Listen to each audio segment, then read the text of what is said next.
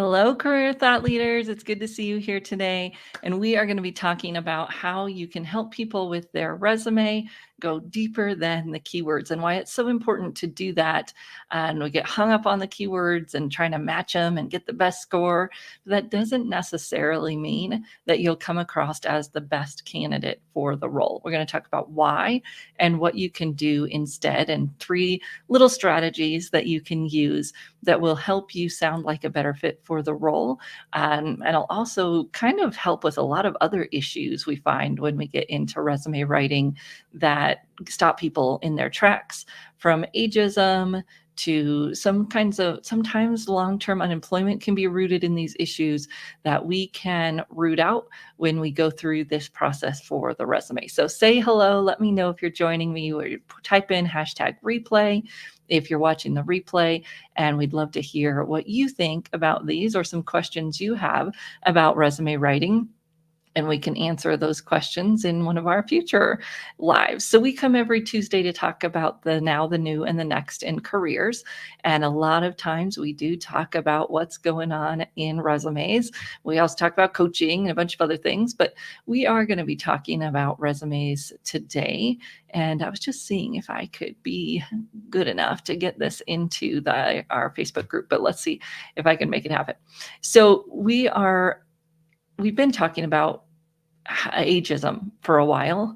It's interesting. It's one of those topics that I thought would go away with the aging of the workforce. Now there's lots of other people are, lots of other people are older in the workforce now, but yet we still are seeing ageism persist. And part of that is because data shows that just because we are something doesn't mean we aren't also prejudiced against that thing.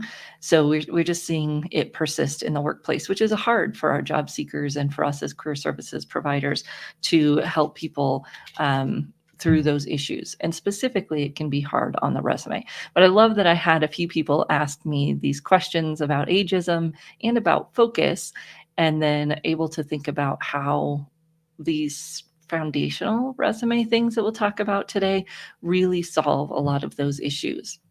So here's one of the challenges that I hear from folks is my client doesn't have the focus and they wander around, or, we end up putting stuff on their resume that really doesn't fit. How do I help them with that? Well, let's talk about that. So here's one key thing that is so simple, but people don't do it. Get job descriptions that match the jobs you want to target. And if you're having a hard time doing that, or if your job targets are all over the place, you've got a deeper problem that needs to be resolved. Stop trying to write your resume and go back and figure out what you want to do, what roles you really want to fill, and what companies you really want to work for. So the what and the where. If you don't have that clear, your resume is going to be ineffective no matter how hard you work on it, who writes it, even the best writer in the world. It will be ineffective if you don't have that focus. And I see people struggling in their job search because of this. And not all roles are well defined. It can be a challenge. I was just chatting with a LinkedIn client the other day who's having a hard time really putting a role into words that is common on job boards.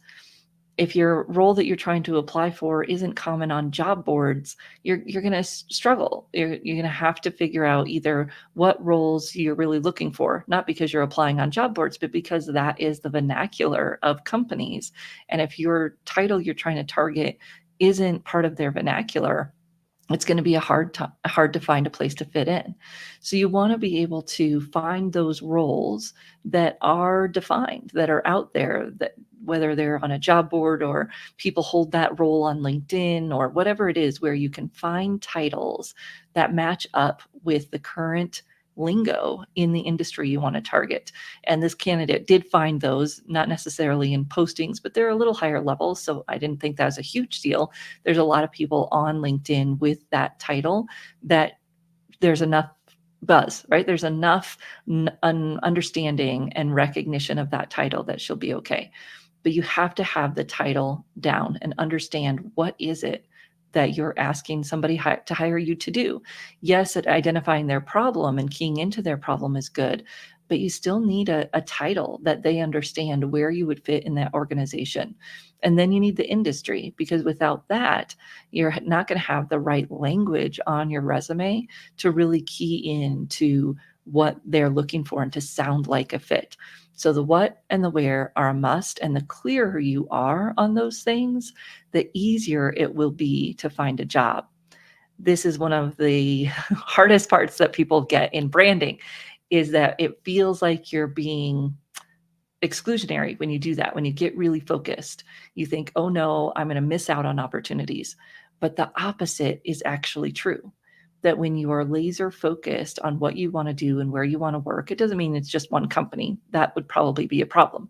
But if you got it down into role in an industry, you'll be easier to find. It'll be easier to job search, be easier to write a resume. Now you can have, 2, maybe 3 foci, but they've got to be clearly defined, and you might need a resume for each one. And then of course you're going to have to figure out how to tie them together for your LinkedIn profile, because you only get one. But you want a resume that is very clear. Again, this sounds easy, but people don't do it. Why? Because it feels like you're letting go of opportunities because you're focused. But again, you just have to kind of do it anyways. Feel the fear and do it anyways, because you've got to get focused. Now, this solves a few problems. One, when I'm really good, clear, focused, it's easier to decide what goes on the resume and what doesn't.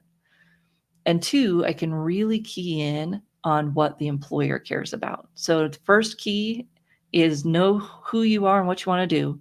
Sounds easy. It's not, right? That's where most of us spend most of our effort with coaching clients, because nobody can do that for you. You have to do it from yourself. Then know your audience. That's another thing that most people do not spend enough time on before they write their resume. They think about it when they're preparing for an interview or whatever. Do it before you write your resume. What does that audience care about? What keeps them up at night? What are their fears? What are the problems they're trying to solve? What accomplishments or outcomes are the most important to them? When you can answer those questions, then you can even more ruthlessly edit your resume and your LinkedIn profile, because this is the content that is going to speak to them, that's going to say, hey, you should call me because I can do this for you. That's what we're trying to do. Yay. Hello. Yes, higher ed to corporate titles can be difficult to translate. Yeah. You are looking for that end goal. You're looking for what is it that they want to do? And then is there a way to tie in your past titles to that future job, which is key number 3. So we know who we are, what we stand for, what our differences are.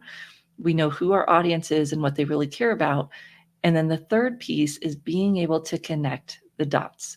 It's cliche phrase, whatever, but that's what it's all about. What from your background and your differences may add value because you know your audience.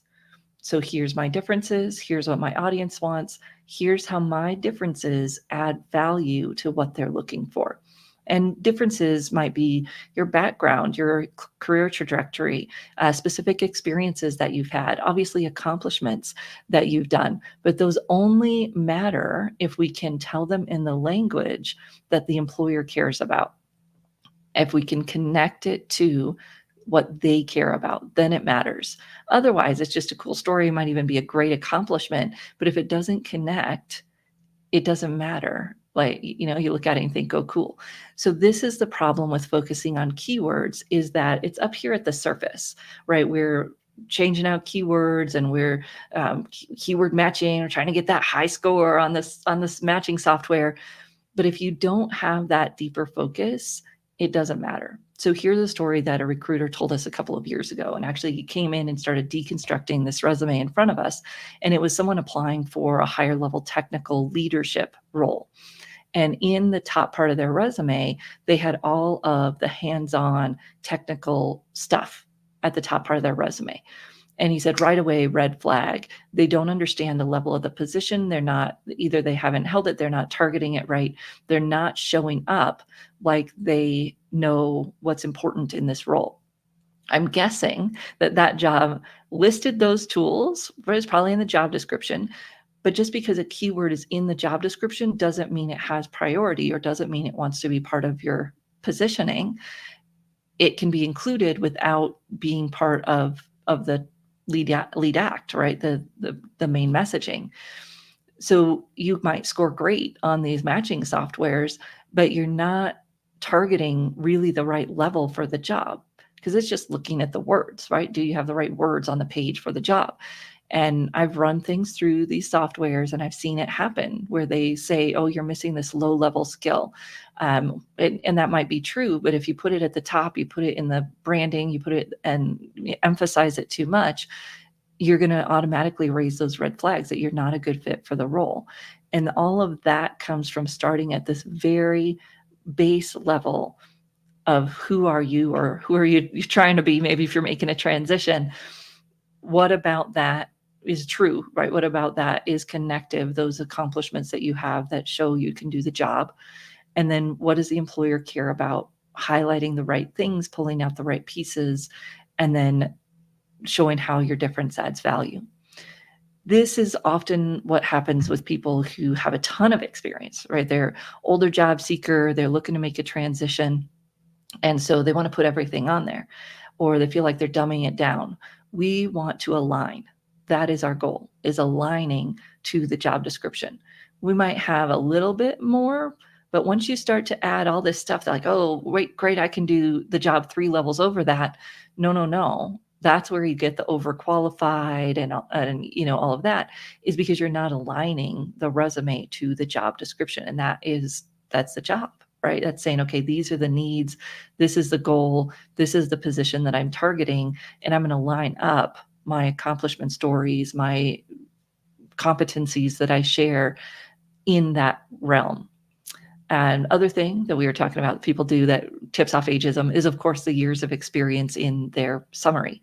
Now, I did a poll on this about 18 months ago, and recruiters say that they like the years of experience in the summary, but here's the caveat, well, 2 caveats. One, you only want to include the years that the job description calls for. So if the job description says 7+ years of experience in X, that's what you want to put in the summary. You don't want to put 15. Right now, you're double. You're overshooting the runway. We want to align. So put 7+. That's what they're asking for. That's what you have.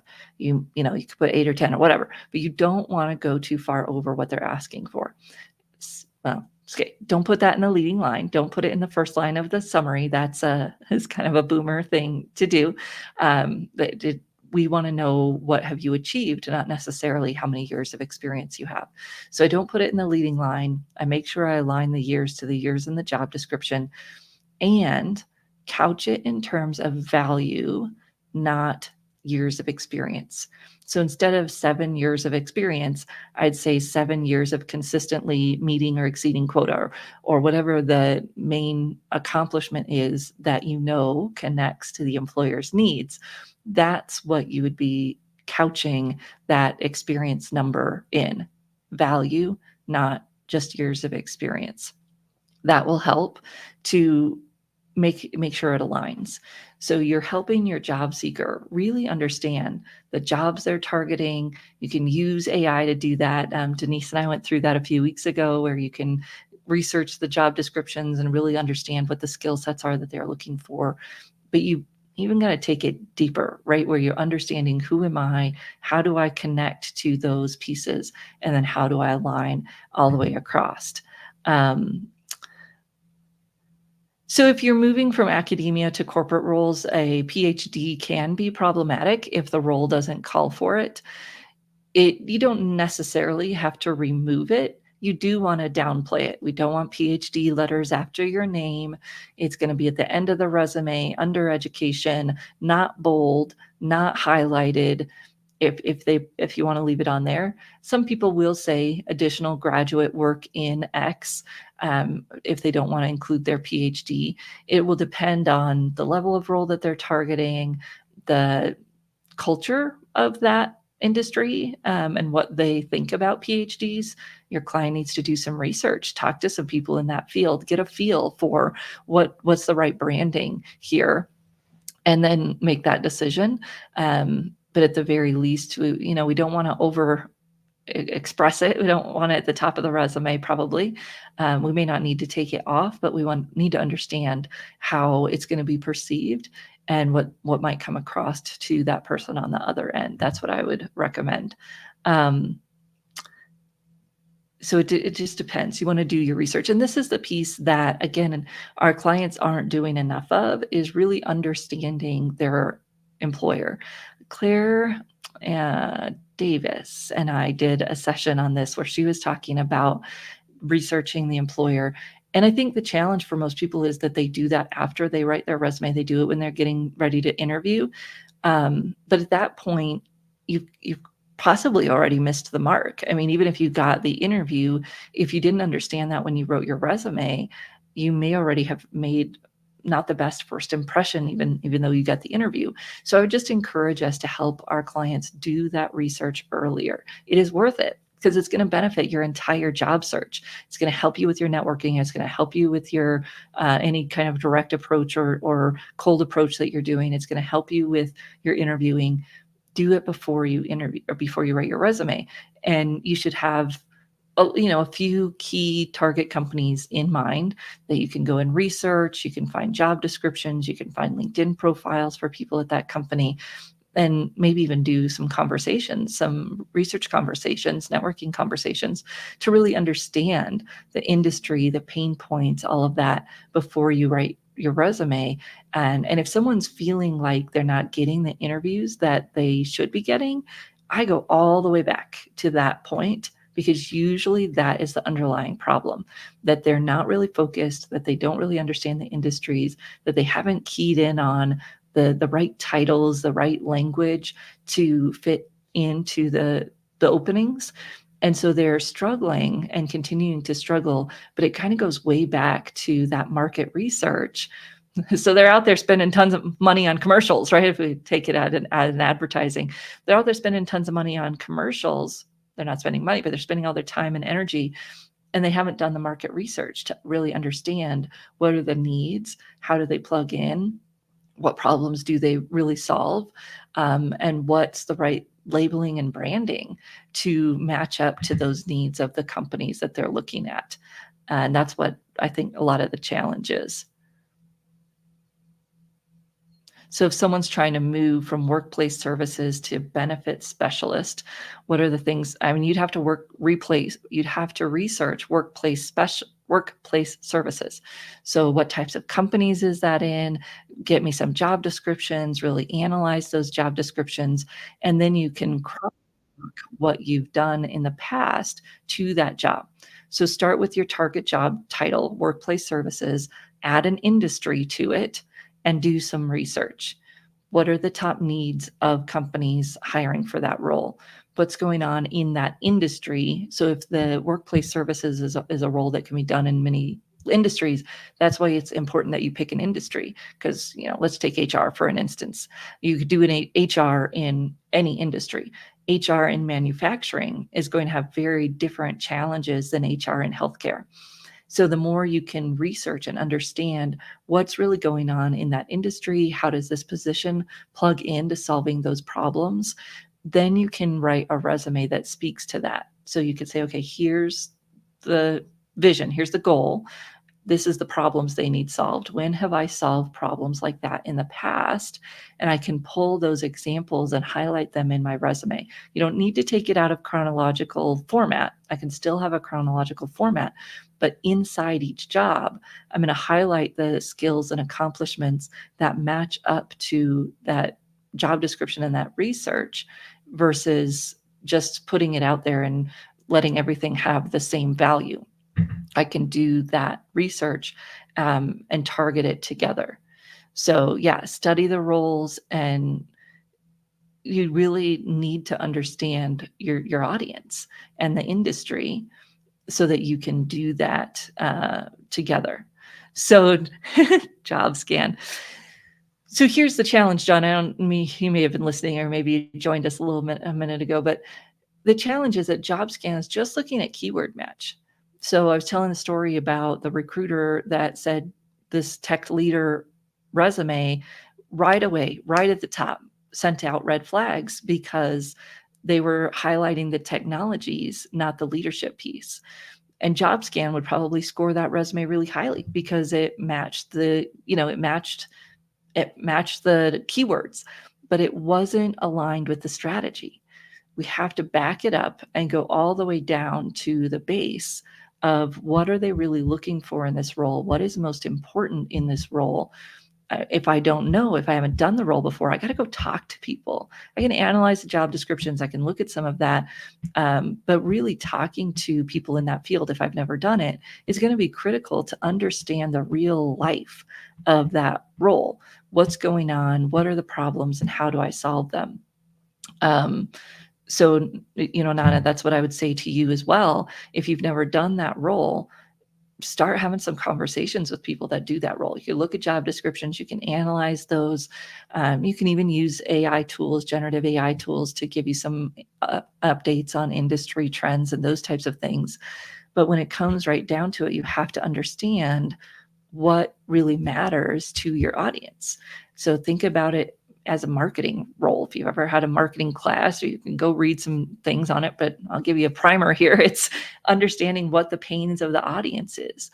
What is going on in the industry? What's going on in the role? Why do they hire for that role? The more you can understand that, the better you can align from your background to that goal.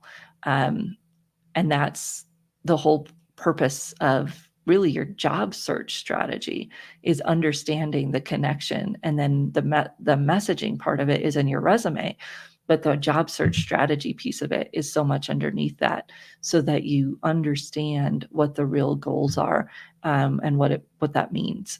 So someone in the field. Yeah. Let me just see if we can do this.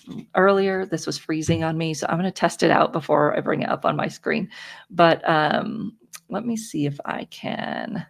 I don't know if this is going to let me do what I want to do.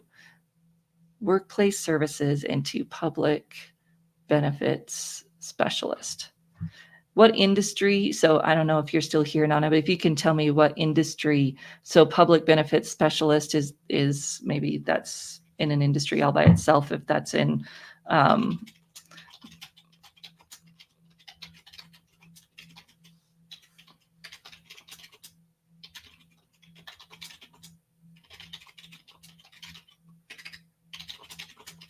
now, this would be better if I had a job description, because I could actually put in that job description versus just asking this kind of theoretical question. But it worked, so I will share my screen. Earlier, I was trying to do this in my resume writing class and it wasn't working, but we will share it here. So I do think this is better if you have a job description, but I could ask what's most important in these areas. What are they looking for? They're looking for SHRM. They're looking for these types of qualifications. So I can look at that. Even better if I could find, so I could ask,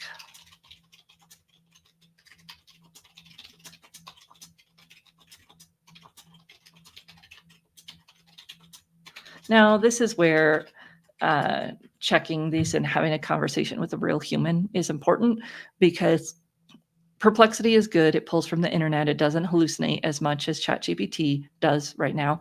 But it's still good to be, to check these things with a human. But I could do a little bit of research before I go in. Lifelong learning, micro learning, service certifications, data-driven decision making. So I could get some of these trends and I could say, okay, when have I personally plugged into them? That's going to be an important thing for me to think about. And then I could also say, let me grab one last thing.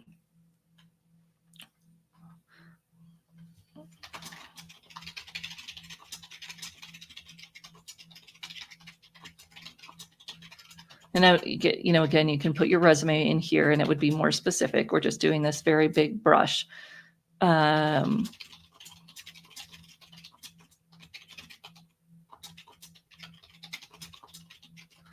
I could put in my resume and I could ask which things I should highlight. But it's important that you do this work for yourself, and then these tools can help you add to it, catch something you missed, etc. And you can't get fluffy. So these get to very fluffy places. You've got to be careful about, I'm an excellent communicator. I have excellent communication skills. I'm great customer service. Nobody cares. You've got to think about, okay, when did I do customer service? What was an example, an accomplishment, challenge, action, result, story? It's got to be back upable, or you can't just slap it into your resume. You don't want to put these things in your skill list. They're too fluffy.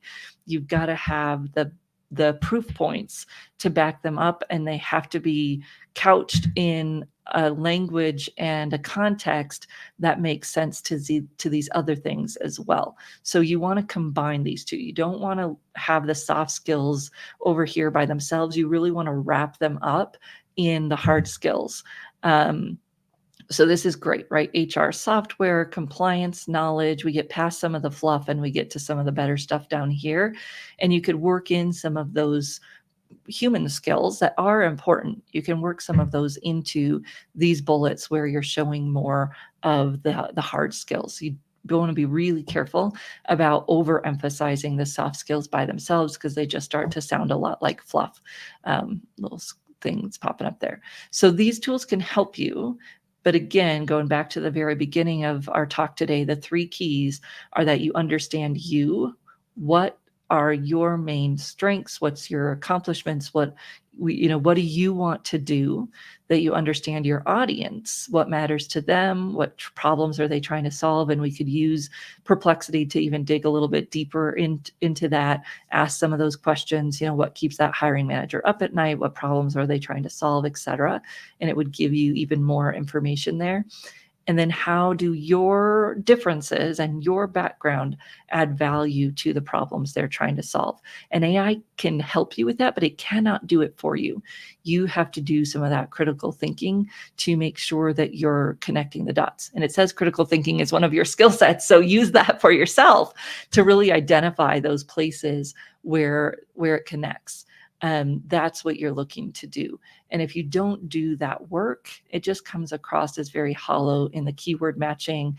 You've got customer service skills, but you don't have the teeth, the proof points to back it up. So hopefully that was helpful. Back upable should be a word. I agree, John. Thank you. Yeah. You've got to have those proof points so that you can do that.